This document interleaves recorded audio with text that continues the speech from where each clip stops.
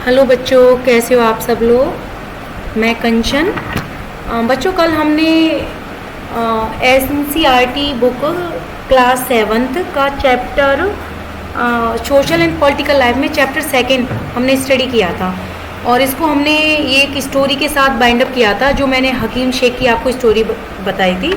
जो बच्चे अगर इस वीडियो को पहली बार देख रहे हैं तो वो पहले इसका फर्स्ट पार्ट देखें, तो ये समझ में आएगा कि हम किसके बारे में बात कर रहे हैं। और ये चैप्टर है आपका चैप्टर 2, है ना, role of the government in health sector, right.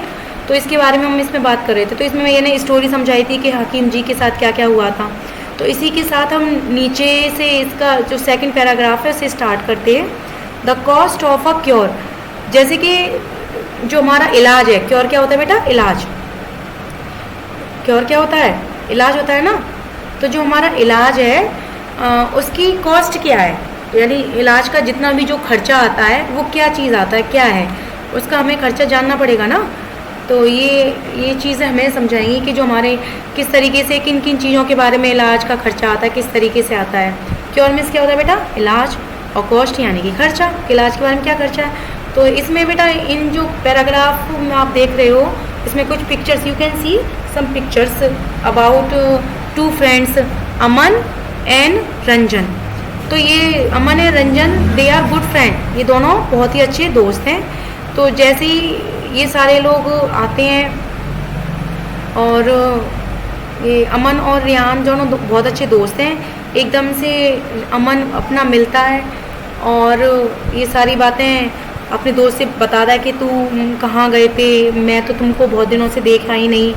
तो जैसे ही वो इस ट्रेन से उतरता है तो वो उसे एकदम से आवाज़ सुनाई देती है, hi Aman, good to you see you back, how you have you been, कि तुम्हें देखकर मुझे बहुत अच्छा लगा, अब तुम कैसे हो।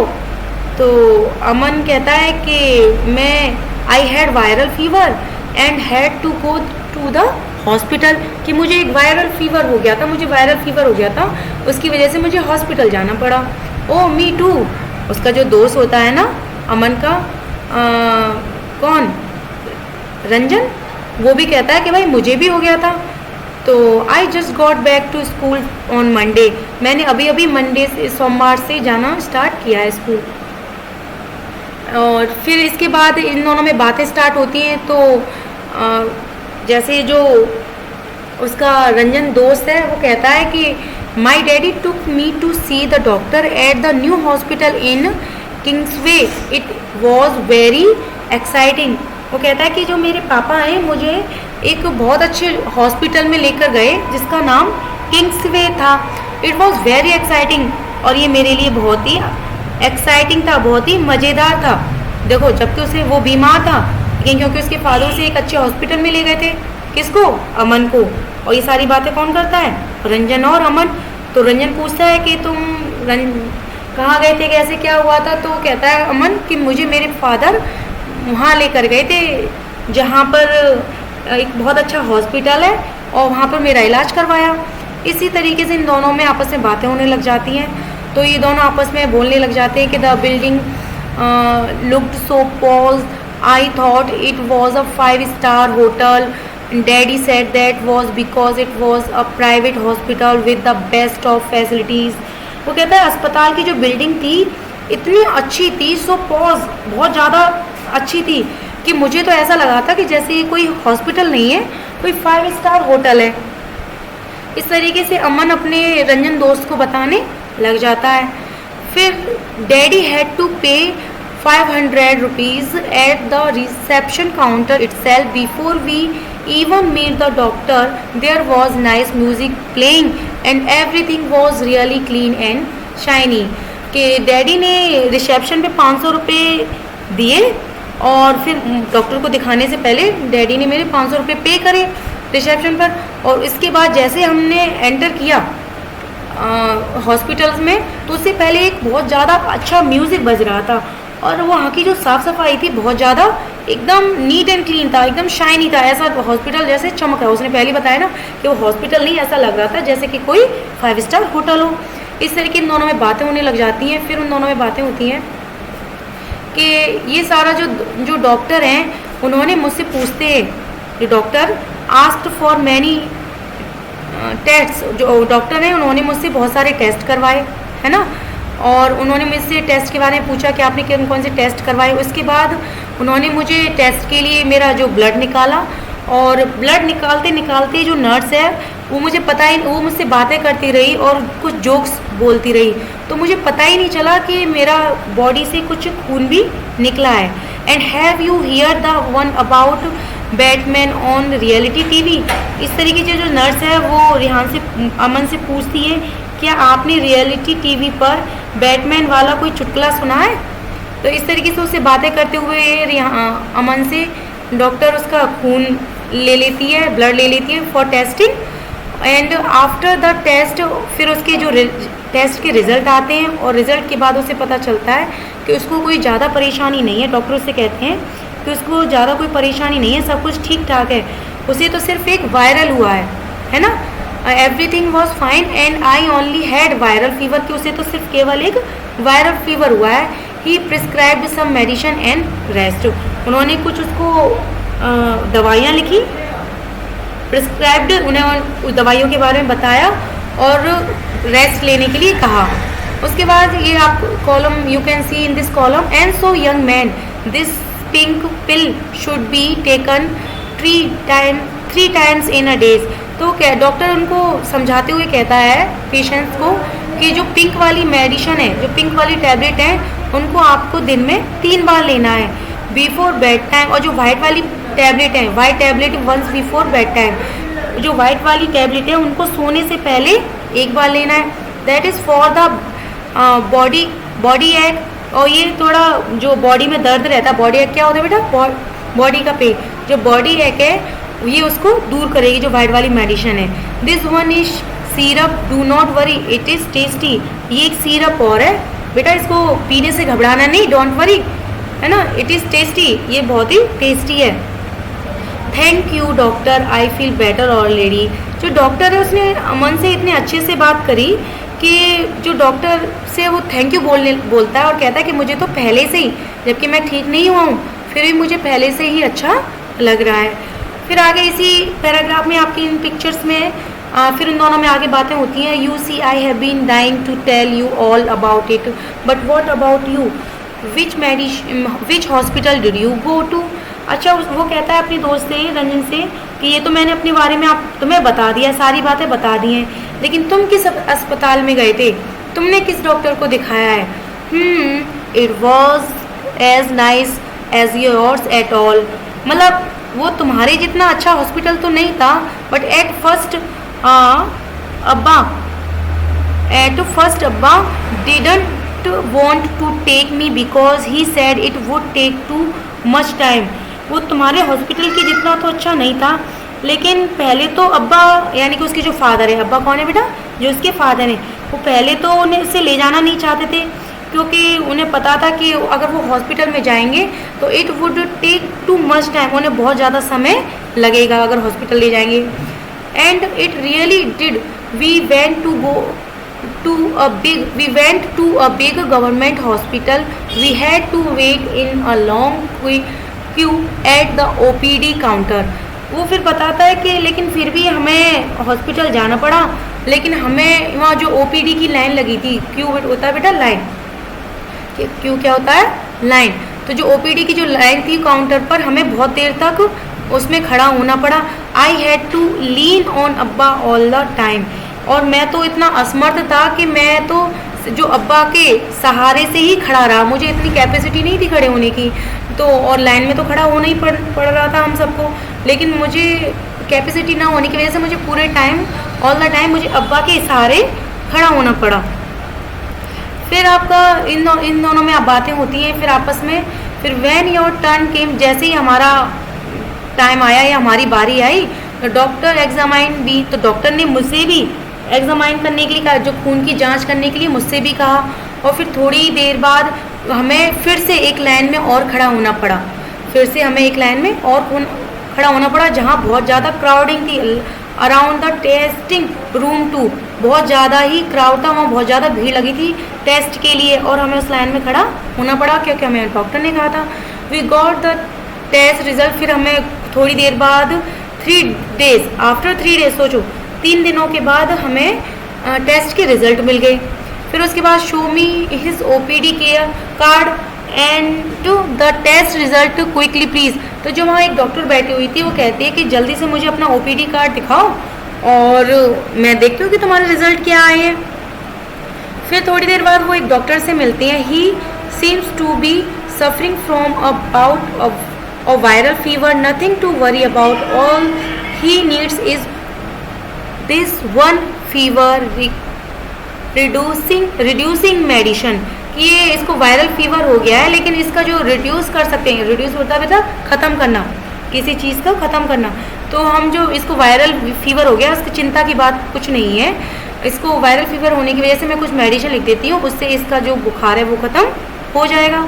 फिर नेक्स्ट है my hospital was nice but they gave me many medicines and the whole thing cost quite a lot. Okay, उसका जो दोस्त है अमन वो कहता है कि दवाइयाँ तो हमें भी दी थी, लेकिन जो मेरा अस्पताल था वो बहुत बढ़िया तो था, लेकिन उन्होंने हमें बहुत सारी ज़्यादा दवाइयाँ दी और मेरे इलाज में तो बहुत ज़्यादा खर्च हो गया। Oh my treatment did not cost so much. जो रंजन है वो बोलता है कि नहीं, मेरा इलाज कॉस्टली नहीं था, मेरा इलाज में ज़्यादा खर्चा नहीं हुआ। इस तरीके से इन दोनों में बातें होती हैं। तो बेटा आप लोग थोड़ा अज्यूम कर सकते हो कि इन दोनों में जो बातें हो रही हैं वो किसके बारे में हो सकती हैं। आप क्या सोच सकते हो? मैं थोड़ी देर शांत रहती हूँ, आप सोचो जो इन दोनों के बारे में, जो इलाज के बारे में जो बात हो रही है, तो किस टाइप के सेक्टर हैं, किस टाइप से चीज़ें डिफाइन हो रही हैं इन दिस पिक्चर्स। थोड़ा सोचो बेटा। इस पिक्चर्स में आप रिकग्नाइज कर सकते हैं कि प्राइवेट हॉस्पिटल और गवर्नमेंट हॉस्पिटल के बारे में बात हो रही है। किस तरीके से भीड़ भाड़ का सामना करना पड़ता है, किस तरीके से कुछ हैवी मेडिसिन्स का सामना करना पड़ता है, और इतनी बीमार होने की वजह से भी कितनी लंबी लंबी कतारों में खड़ा होना पड़ता है, लंबी लंबी लाइनों में खड़ा होना पड़ता है। वहीं जो हमारे प्राइवेट सेक्टर थे उसमें हम बिल्कुल भी हमें खड़ा ना होना पड़ा, तुरंत ही हमारी जल्दी से जांच हो गई। इनफैक्ट जो ब्लड टेस्ट हुआ था उसके लिए हमें दिन का वेट भी नहीं करना पड़ा। तो आप इन पिक्चर्स के जरिए और इन दोनों अमन और रंजन की बातों से आप इन चीज़ों को समझ सकते हैं। यही सारी चीज़ें तो बताने की कोशिश कर रहा है हमारा चैप्टर कि किस तरीके से जो रोल है हमारे गवर्नमेंट का, जो हॉस्पिटल्स को लेकर, जो हेल्थ को लेकर जो रोल है वो किस तरीके से है। इन सारी चीज़ों के बारे में ऐसे तो जान पाएंगे हम, ठीक है ना। तो फिर आपका ये नेक्स्ट टॉपिक स्टार्ट होता है public and private health care service. बेटा पब्लिक में आपको मैंने थोड़ी चीज़ें पहले चैप्टर में भी बताई थी कि जो पब्लिक सेक्टर होते हैं for all the peoples and held by the government, right. जो सारे जो पब्लिक सेक्टर होते हैं वो सभी लोगों के लिए होते हैं, और जो भी इनको हेल्प करता है, जो भी इनकी सेवाओं का ध्यान रखता है, जो सर्विस का ध्यान रखता है, वो सारी चीज़ें गवर्नमेंट रखती है हमारी। कौन रखता है बेटा? गवर्नमेंट रखती है। पब्लिक सेक्टर के जितने भी हेल्थ हैं, चाहे वो फिर हेल्थ का सेक्टर हो या फिर कॉलेज का सेक्टर हो या एजुकेशन का सेक्टर हो, है ना। तो सारी चीज़ों का ध्यान हमारी गवर्नमेंट रखती है। और वहीं प्राइवेट सेक्टर जो होते हैं बेटा वो एक ऐसी संस्था है, प्राइवेट सेक्टर, जहाँ खुद के फायदे के लिए चीज़ों को देखा जाता है और अपने मुनाफे के लिए कार्यों को किया जाता है। जैसे कि जो हमारे पब्लिक सेक्टर थे वो तो सभी लोगों के लिए होते हैं और सरकार द्वारा उनकी योजनाएं लागू होती हैं, चाहे फिर वो स्कूल हो या अस्पताल हो या सेवाएं हैं। लेकिन जो प्राइवेट सेक्टर होते हैं वो एक ऐसा कार्य है जो व्यक्ति अपनी खुद के मुनाफे के लिए आयोजित करता है और उसमें खुद का ही मुनाफा देखता है, वो सभी लोगों की चिंता नहीं करता है। ठीक है ना बेटा। तो ये आप लोग समझ सकते हैं कि पब्लिक सेक्टर क्या होते हैं और प्राइवेट सेक्टर क्या होते हैं, फिर वो चाहे हेल्थ की सेक्टर हो या फिर कोई एजुकेशन का सेक्टर हो। तो you can read in this paragraph कि जो पब्लिक सेक्टर है यानी जो पब्लिक हेल्थ सर्विस है, यानी कि जो जितनी भी हमारी सार्वजनिक सेवाएं हैं वो सारी उसकी जो चेन है जो उसके किसके हाथ में होती है? गवर्नमेंट के हाथ में। उनका जो रूल होता है, जो भी रन करता है, कौन करता है? गवर्नमेंट करती है। They are linked together so that they are cover both rural and urban areas. अब ऐसा नहीं है, देखो प्राइवेट सेक्टर तो हमेशा ये सोचेगा भाई जहाँ जिसका फ़ायदा है वहीं ओपन करेगा। जैसे कि मान लो कुछ प्राइवेट कंपनीज होती हैं, यानी निजी, प्राइवेट क्या होता है? निजी, खुद का। तो जो प्राइवेट कंपनियां वगैरह होती हैं वो खुद के मुनाफे के अकॉर्डिंग रूरल एरिया में या अर्बन एरियाज़ में अपनी कंपनी खोलती है ना, लेकिन जो पब्लिक सेक्टर होते हैं और जो गवर्नमेंट सेक्टर होते हैं यानी सार्वजनिक जो सेक्टर होते हैं वो रूरल एरियाज में भी मिलेंगे और अर्बन एरियाज यानी शहरी क्षेत्रों में भी मिलेंगे। तो ऐसा नहीं है कि सिर्फ गवर्नमेंट ने शहरों में गवर्नमेंट हॉस्पिटल बनवाए, ऐसा नहीं है। गवर्नमेंट ने गांव के इलाकों में भी बहुत सारे गवर्नमेंट हॉस्पिटल बनवाए हैं, बहुत सारे सेक्टर बनवाए हैं। जैसे मैंने पहले चैप्टर में बताया था ना कि गवर्नमेंट स्कूल खोले। इसी तरीके से हेल्थ केयर के लिए सारी जनता का उसे तो ध्यान रखना है ना गवर्नमेंट को, तो फिर वो चाहे अर्बन सेक्टर की हो या फिर रूरल सेक्टर की यानी कि शहरी जनता हो या फिर ग्रामीण जनता, भाई उसको तो सभी चीज़ों का ध्यान रखना है। तो वो सारे जो सेक्टर हैं वो विलेज में भी है और आपका अर्बन एरियाज में भी है। और वो सारी जो डीलिंग होती है वो किसके अंतर्गत होती है, आपके सारे private public primary health care यानी पीएचसी जो भी गवर्नमेंट हमारी चलाती है उसके अंडर में ये सारी चीज़ें आती हैं। फिर आपने देखा होगा कि कुछ डिस्ट्रिक्ट हॉस्पिटल्स होते हैं, गांव-गांव में देखो गवर्नमेंट हॉस्पिटल होते हैं। अगर जिन गांव में गवर्नमेंट हॉस्पिटल नहीं भी है ना बेटा, जिन गांव में गवर्नमेंट हॉस्पिटल नहीं भी है उनमें आप लोग देख सकते हैं कि कुछ समय समय पर 2 दिन बाद या 3 दिन बाद गवर्नमेंट अपने डॉक्टर्स की टीम को भेजती है और वहाँ के लोगों का ध्यान रखने की कोशिश करती है। जैसे मान लो 3-4 गांव हैं और उनके बीच में एक गवर्नमेंट हॉस्पिटल खोला गया है, क्योंकि बेटा इसका खर्चा बहुत ज़्यादा होता है। तो ऐसा तो नहीं है कि जगह जगह हर गांव में हर एक गवर्नमेंट हॉस्पिटल खोल सके, क्योंकि इसका जो मेंटेनेंस है बहुत ही ज़्यादा एक्सपेंसिव हो जाता है। तो मान लो 4-5 गाँव के एरियाज़ में कुछ उन्होंने खोले हैं, कुछ सेक्टर खोले हैं जो गवर्नमेंट सेक्टर खोले हैं। लेकिन आप देखना जगह जगह, क्योंकि उस गवर्नमेंट हॉस्पिटल से एक टीम जगह जगह जाती है गांव तक और देखती है कि सभी लोगों का स्वास्थ्य कैसा है, उनका ध्यान रखती है। तो ये सारी चीज़ें हमारे कौन करता है, क्योंकि पब्लिक सेक्टर करते हैं। पब्लिक एरियाज़ की बात है, क्योंकि पब्लिक जो सेक्टर है वो तो गवर्नमेंट हॉस्पिटल ध्यान रखेगी।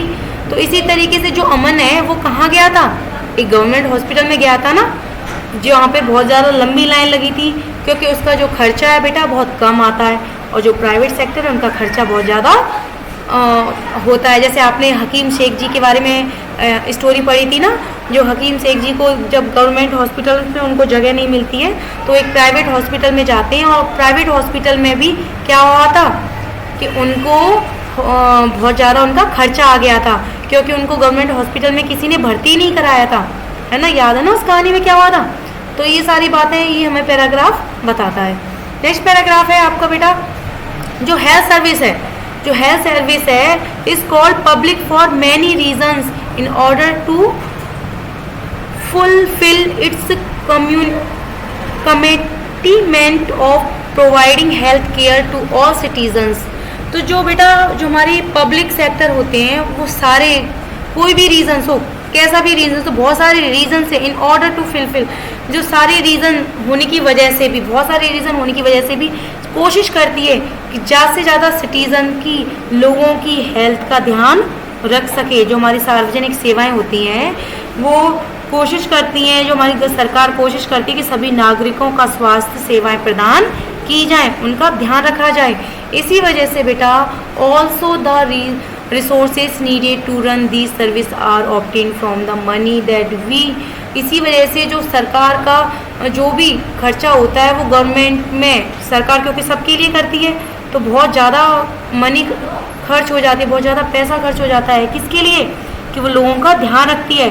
और इन सेवाओं को चलाने के लिए जो धन पैसा वगैरह जो आता है वो कहाँ से आता है। देखो, one of the most important aspect of the public health system is that it is mean to provide quality health or services either free or at all low cost. वो कोशिश करती है कि जो भी हम सुविधाएं प्रदान करा रहे हैं जितने भी सिटीजन्स को, वो हम ज़्यादा से ज़्यादा लो कॉस्ट पर प्रोवाइड कराएं, उनकी ज़्यादा पैसे खर्च ना हो, जितने भी गरीब लोग हैं उनको ज़्यादा से ज़्यादा सुविधाएं मिल पाएँ।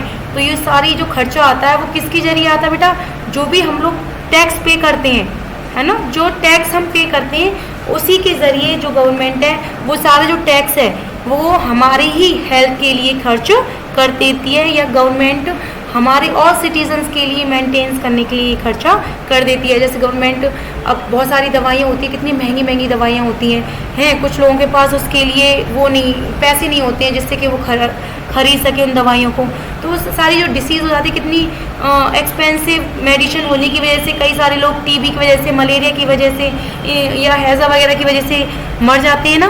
तो कोशिश करती है गवर्नमेंट कि इन सारी बीमारी का इलाज हो सके लोगों का, और हमारे जो कंट्री है, हमारी जो सिटीजन्स हैं, हमारी जो जनता है, उनको अच्छी हेल्थ केयर प्रोवाइड की जा सके। इसी तरीके से बेटा जो भी ये डायरिया, चिकनगुनिया, इस टाइप की जो बीमारी होती हैं, अगर आप कभी भी देखो कोई भी हो, अगर बुखार के लिए भी फीवर आ गया, उसे कोई वायरल फीवर हो गया, अगर वो प्राइवेट हॉस्पिटल में जाता है तो आपने देखा था ना पिक्चर्स में कितना महंगा खर्चा हो गया था। तो लेकिन गवर्नमेंट हॉस्पिटल में इतना खर्चा नहीं होता है। वो अब देखो अमीर व्यक्ति ही जा सकते हैं इतने अच्छे अस्पताल में, हम लोग जैसे आम जनता तो भाई जाएगी नहीं, इतना खर्चा ही हो जाएगा भाई, हम भी नहीं जा पाएंगे, है ना, हर कोई तो जा नहीं सकता है। तो आप लोग देख सकते हैं तो वो सारा जो पार्टिसिपेशन हो रहा है गवर्नमेंट का, वो किस लिए हो रहा है कि हमारी जो जनता है उसको ज़्यादा से ज़्यादा इलाज मिले। और इसी तरीके से वो बहुत सारे कैंपेन भी लगाती है लोगों को अच्छे से सुविधाएं प्राप्त करने के लिए, और लोगों को जागरूक करती है किसके लिए कि जो ये मलेरिया वगैरह हो रहा है वो किसकी वजह से हो रहा है। आप अपने कूलर वगैरह में पानी फिल करके ना रखें, है ना, छत पर पानी भर के ना रखें, मतलब हमारी हेल्थ से रिलेटेड ही जागरूकता भी फैलाती है। आपने देखा होगा ना, जब सड़कों पर आप लोग घूमने जाते हैं तो देखो आप जगह जगह पोस्टर लगे मिलते हैं ना आपको कि कूलर में पानी भरा नहीं रहना चाहिए, उसमें मच्छर पैदा होते हैं, उसकी वजह से मलेरिया हो जाता है, छत पर कबाड़ा इकट्ठा मत करो, बीमारी फैलती है, साफ सफाई रखो। तो ये सारे किस लिए जागरूकता अभियान फैला रही है कि नहीं हमारी गवर्नमेंट, किस लिए फैला रही है, जिससे कि हमारी जनता हम जैसे लोग ही अपने स्वास्थ्य को अच्छे से ठीक रख पाए। फिर बेटा recall the case of Hakim Sheikh, would you like to know what the court said in this case. आपने लास्ट वीडियोस में पढ़ा था ना, उसमें एक पॉइंट दिया था मैंने कि आपको सोचो जब हकीम जी हॉस्पिटल में अपना केस लेकर गए होंगे तो क्या कोर्ट ने उनको क्या रिकमेंड किया होगा या क्या बात कही होगी या उनको किस तरीके से जस्टिस मिला होगा, क्या न्याय दिया गया हो। तो आपको वो वाली कहानी याद है ना, तो इसमें देखते हैं कि उनके साथ क्या हुआ था और कैसे सरकार ने उनकी बात पर एक्शन लिया था। तो जो अकॉर्डिंग आवर कॉन्स्टिट्यूशन, जो हमारे संविधान के अनुसार, it is the primary duty of the government to ensure the welfare of the people and provide health care facilities to all. जो हमारा संविधान है उसकी बेटा जिम्मेदारी बनती है, उसकी जो प्राइमरी ड्यूटी है, यानी कि सबसे पहले उसके कर्तव्य है कि जो हमारी गवर्नमेंट, जो हमारी जनता है, जो हमारी लोग हैं, इंडिया के जो लोग हैं, उनको जो सारी जो प्रोवाइड हेल्थ केयर फैसिलिटी, जितनी भी उन्हें ज़रूरत है, जिन चीज़ों की जो उन्हें आवश्यकता है, उन सारी चीज़ों की देख रेख हमारी गवर्नमेंट करेगी अकॉर्डिंग टू आवर कॉन्स्टिट्यूशन। इसी तरीके से the government must safeguard the right of life of every person. जो हमारी सरकार है ना, जो सेफ गार्ड है, यानी कि हमारी चीज़ों का सुरक्षा रखती है, उसे सुरक्षा रखना चाहिए, मस्ट सेफ गार्ड होनी चाहिए। Right to all life of every person, हर व्यक्ति की सुरक्षा का वो सेफ गार्ड है, एक तरह से जैसे गार्ड होते हैं ना, उनकी सुरक्षा रखते हैं, सुरक्षा कर्मी होते हैं। इसी तरीके से जो भी हमारे जो गार्ड है वो कौन है, गवर्नमेंट है, और उसको हमारे स्वास्थ्य की ध्यान रखना पड़ेगा। भाई क्यों रखना पड़ेगा, क्योंकि हमने उसको अपने वोटिंग के जरिए से जिताया है ना। जो भी गवर्नमेंट चल रही है वो किस लिए चल रही है, इसीलिए तो हम अपने प्रतिनिधित्वों को चुनते हैं, जो लेजिस्लेटिव होते हैं उनको किस तरीके से चुना जाता है, बाय द वोटिंग। तो किस लिए करते हैं हम ऐसा कि वो सारी चीज़ों का मेंटेनेंस कर सके, हॉस्पिटल्स का ध्यान रख सके, हमारी चीज़ों का ध्यान रख सके। तो ये गवर्नमेंट की जिम्मेदारी बन जाती है कि उसे हमें अच्छा ट्रीटमेंट प्रोवाइड कराना है, हमें उसको प्रोटेक्शन देना है, ठीक है ना, गवर्नमेंट को हमें प्रोटेक्शन देना है, ये उसकी जिम्मेदारी बन जाती है।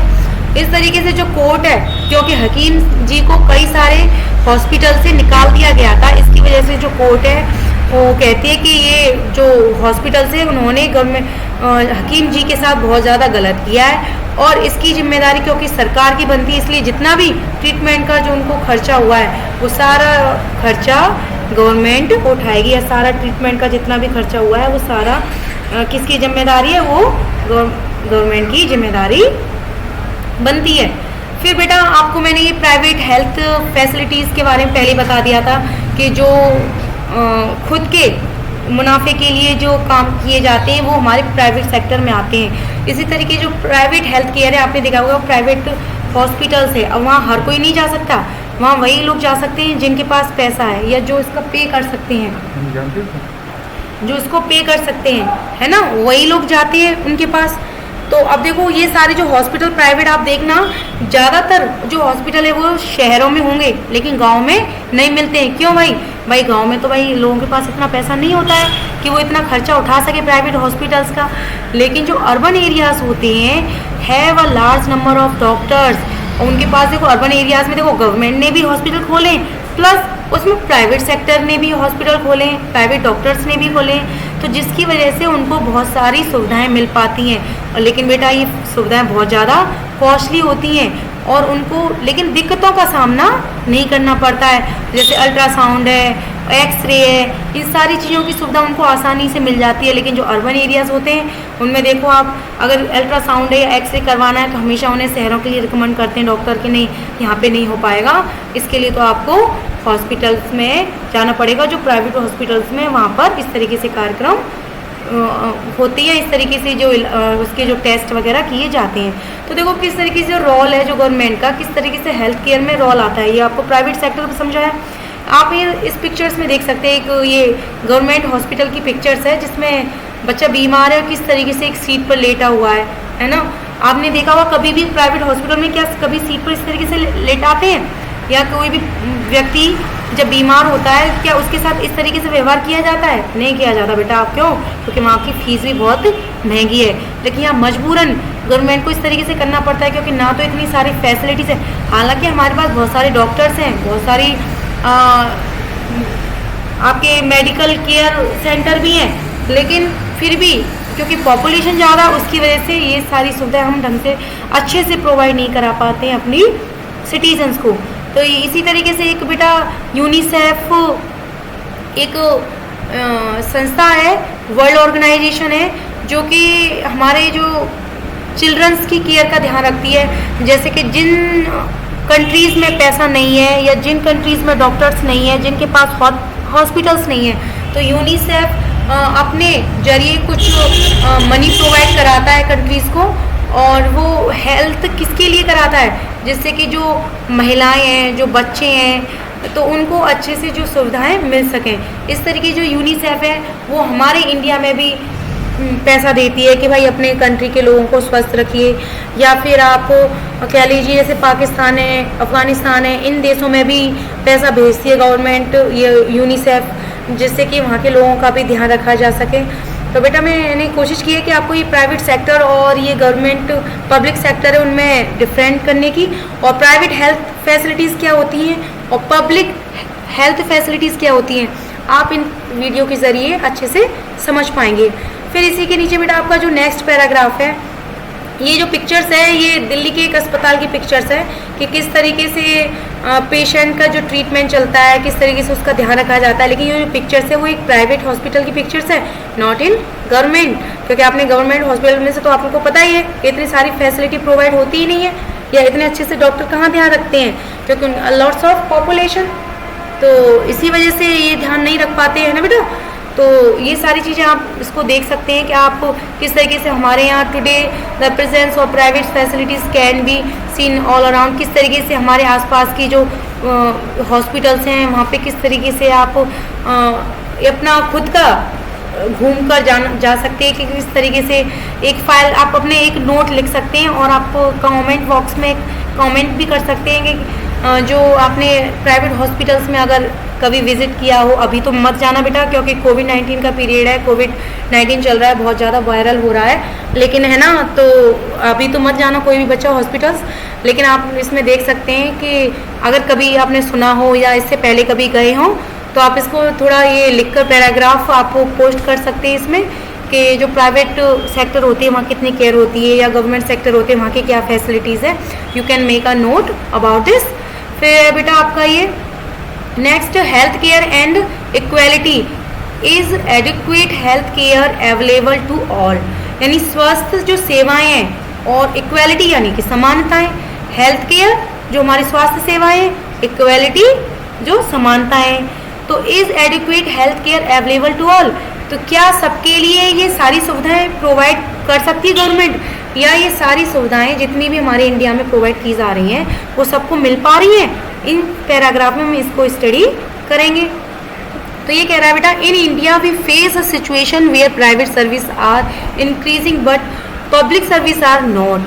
हम देखते हैं कि हमारे इंडिया में सिचुएशन अगर देखी जाए तो स्थिति, सिचुएशन क्या होता है बेटा, स्थिति, जो हम स्थिति देखते हैं कि जो प्राइवेट सर्विस है उसकी बहुत ज़्यादा बढ़ तो रहे हैं, बहुत ज़्यादा प्राइवेट सेक्टर खोले जा रहे हैं, बहुत ज़्यादा मेडिकल भी खुल रहे हैं, लेकिन गवर्नमेंट सार्वजनिक सुविधाएं इतनी प्रोवाइड नहीं हो रही हैं। इसी तरीके से जो निजी स्वास्थ्य केंद्र हैं वहाँ पे बहुत ज़्यादा सुविधाएं प्राप्त होती हैं और शहरीकरणों में भी बहुत ज़्यादा सुविधाएं प्राप्त होती हैं अपेक्षाकृत किसमें, रूरल एरियाज़ में। और आप देखते हैं कि दवाइयाँ भी बहुत महंगी हो रही हैं, मेडिसिन आर एक्सपेंसिव, और मेडिसिन भी देखो बहुत ज़्यादा महंगी होती हैं।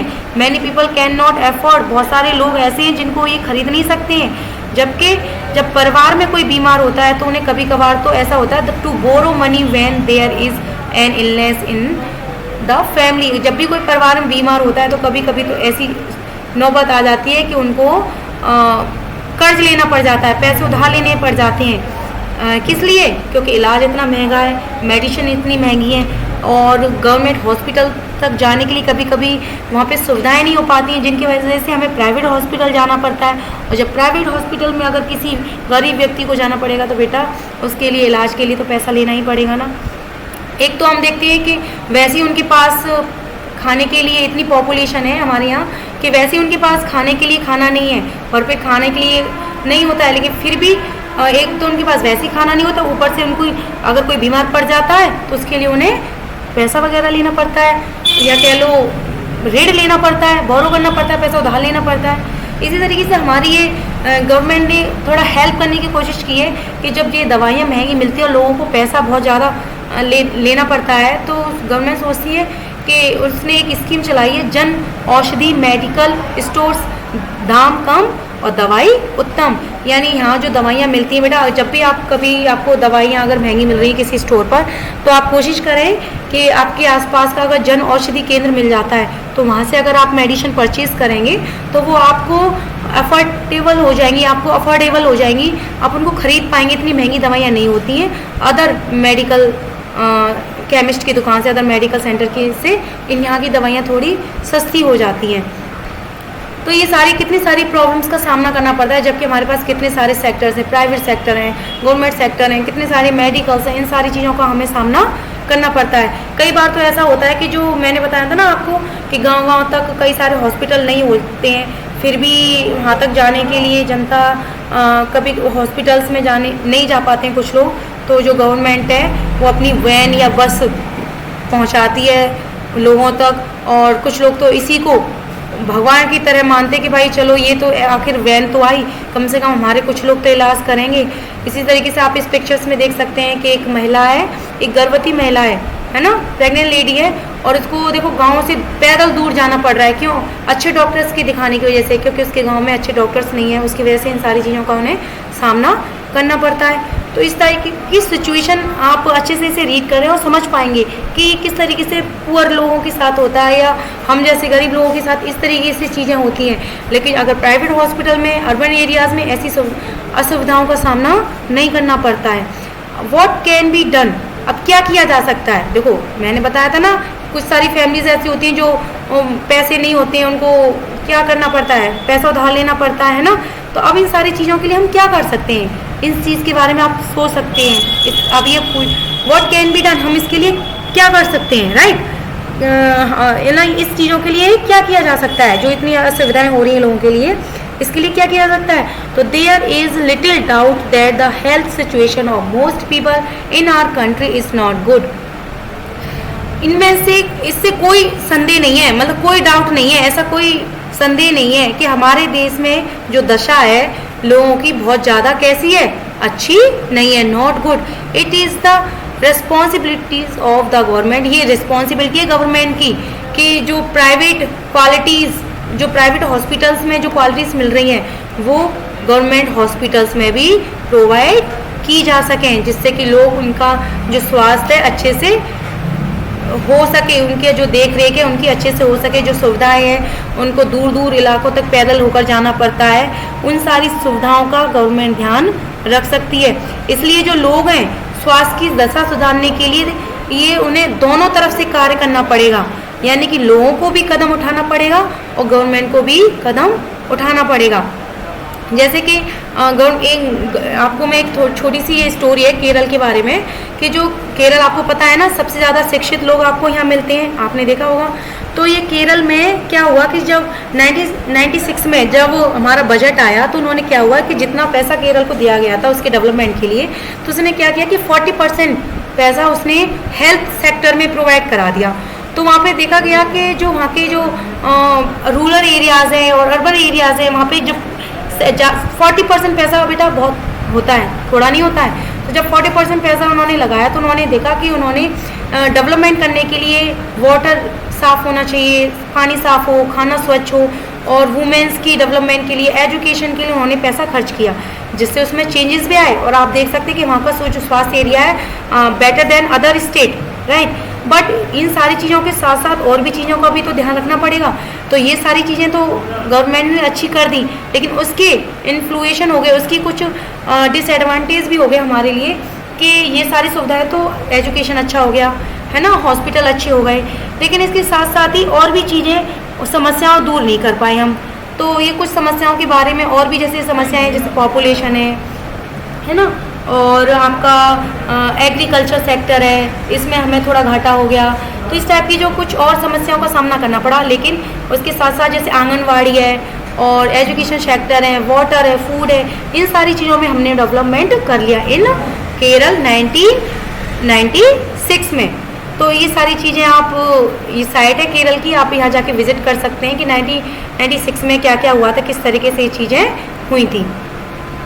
फिर है आपका बेटा ये कोस्टारिका अप्रोच, यानी कि एक कोस्टारिका एक जगह का नाम है बेटा, कि वहाँ पे एक तरीका अपनाया गया, जिस तरीके से केरल में तरीका अपनाया गया ना स्वास्थ्य सेवाओं को ठीक करने के लिए, इसी तरीके से कोस्टारिका में भी एक तरीका अपनाया गया। कोस्टारिका बेटा अमेरिका में आता है, जो सेंट्रल अमेरिका है ना, मध्य अमेरिका, वहाँ का ही एक कंट्री है कोस्टारिका।